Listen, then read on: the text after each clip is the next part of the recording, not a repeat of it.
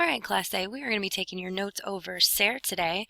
First, let's start with, what do you know about ser? Well, you already know that it means to be. And you know that there's another verb that means to be. So to differentiate between the two, we have been saying that ser is to be permanent and that the other verb, which is estar, is to be temporary. But you will soon be finding out that we need to know much more than that. But it's good enough for now. It's good enough for a start. So you also know how to conjugate ser, and you know that it's totally irregular. Soy, eres, es, somos, sois, son. No accent on sois because it's only a four-letter, vosotros. So copy this down and then move along with me to our reasons to use ser. All right, so anytime in this video where I write something down in this gray color, don't write it down. I just have it there to represent things and to have something to discuss.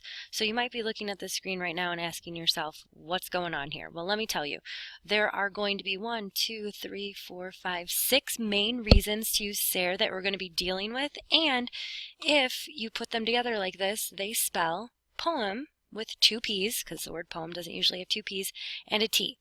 That's my little trick to help people remember it and to talk about it. It's not my best trick ever. I've definitely thought of better study tips and tricks, but it's good enough for this.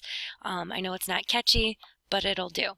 All right, so let's go ahead and start writing down what all of these letters stand for, and we're also going to be writing down some example sentences that we will translate together in class.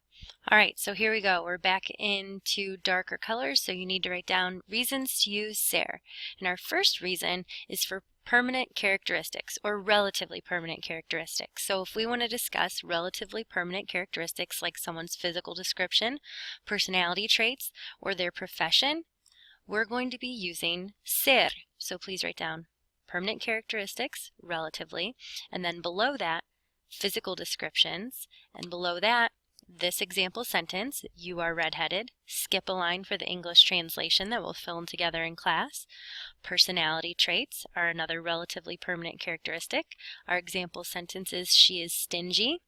Skip that line for the English translation, and then write down profession, because that's another relatively permanent characteristic that we use ser with. And our example sentence is, I am a teacher. And then it looks like here you need to skip 2 blank lines for additional information in our notes.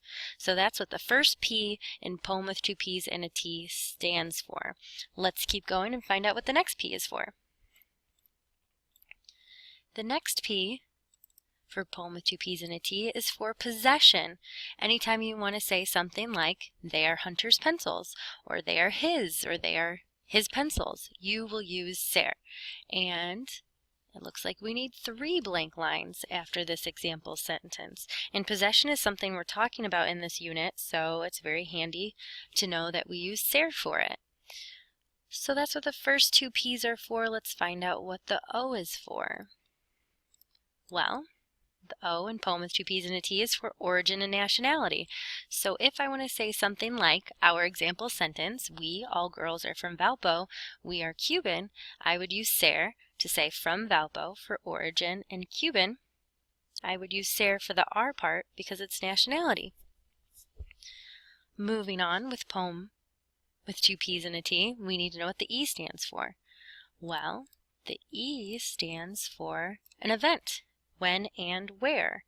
And our example sentence to discuss that is, the game is in the gym and it is at 6.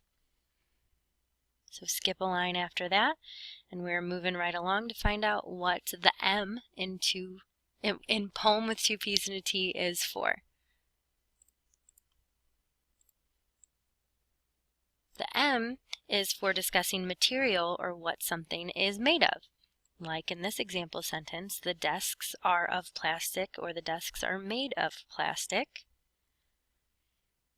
And last but not least, in poem with 2 P's and a T is time. T is for time.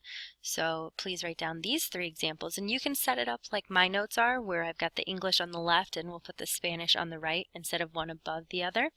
So if you want to ask what time is it and say it is 1 or it is any time 2 through 12, you will use ser.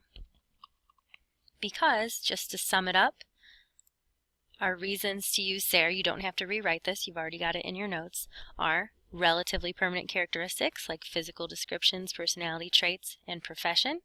Anytime you want to discuss who owns something, as in possession, anyone's origin or nationality, anytime you're saying when and where an event is, or you're saying what something is made of, or time, you will be using ser. So, knowing that, back to your notes. I would like you to write down these 5 example sentences. A few more we're going to be working with in our notes, and we will go over all of this together in class. Good job taking your ser notes. Don't forget we use ser for our reasons that spell out poem with 2 P's and a T. Next unit we'll be discussing when to use estar because they both mean to be, and anytime you say is or are, you need to ask yourself ser or estar. Good job. Thanks for taking your ser notes. Ciao.